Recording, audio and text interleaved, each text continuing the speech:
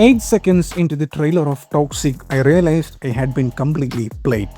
When the first teaser dropped, most people groaned. It looked like yet another animal clone, selling stylish violence and misogyny wrapped in a cool hero package.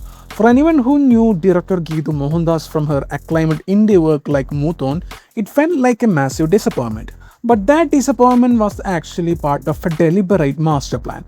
Instead of revealing the film's core theme early on, the makers deliberately fed social media provocative, stylish visuals. They let people fight, argue, and spark outrage over toxic masculinity for months. Then, right at the peak moment when all eyes were fixed on them, they dropped the official trailer, completely flipping the script. Which brings up an even bigger question. Why are people already labeling Geetu Mohandas as the female Sandeep Reddy Vanga? And why is that comparison totally wrong? The moment the teaser dropped, comment sections exploded with one phrase. Geetu Mohandas is just the female Sandeep Reddy Vanga.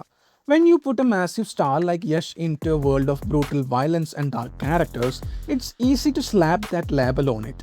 But if you look closely at how the camera actually tells the story, the comparison falls apart completely.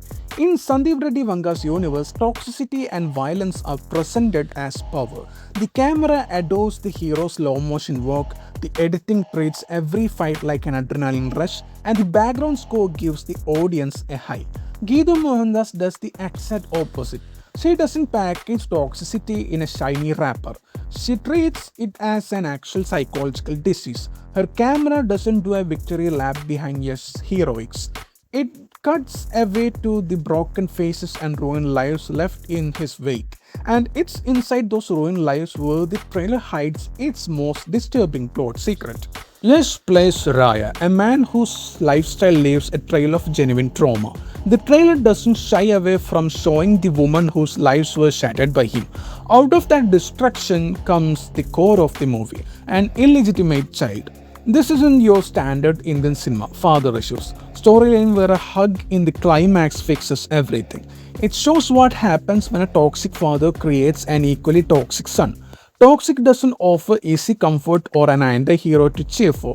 It holds a mirror straight up to the audience and asks a chilling question. Will the son become an even worse monster than the father, or will this cycle destroy the family entirely? That mirror becomes even clearer when you look at how the trailer handles its female characters. In typical action blockbusters, women are either decorative trophies or the classic I can fix him with my love romantic trope. But look at Kiara Advani in this trailer. There are no tears, no begging, and no helpless victim acts. Her gaze is completely clinical. When a woman on screen looks at the hero and sees his character for the exact version it is, the audience in the theater is forced to see him the same way. There is no romantic curtain to hide behind. So, why did the filmmakers choose to shoot this character study on such a massive visual scale?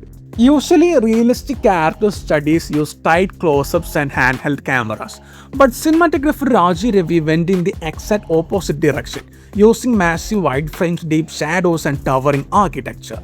Why make the environment look so huge? Because it shifts the idea of toxicity from just one man's mental flaw to systemic disease. It shows an entire environment that breeds, feeds, and passes down this poison to the next generation. Casting Yash, a pan-Indian icon famous for playing Rocky Bhai in KGF, is a huge psychological gamble. Audiences are conditioned to scream and cheer for his swagger. But Toxic uses his star power to create intentional friction. Your brain wants to cheer for Yash, but the screen tells you, no, this behavior is a sickness. To pull this off, the trailer deliberately cut out 3 major movie cliches. No childhood trauma excuses. It doesn't justify his behavior with "he was hurt as a child." No item numbers. It avoids catchy songs that glorify toxic behavior. No heroic redemption arc.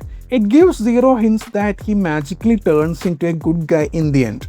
Even the title itself isn't a cool badge like Bad Boy or Rebel, it's a clinical diagnosis. The real test isn't the trailer, it's the box office. When the movie hits theaters, will Geetu Mohandas have the courage to stick to this uncompromising vision, or will they soften the climax for box office numbers? Is Toxic changing how we look at action heroes, or do you still think it's just another mass movie? Drop your thoughts below.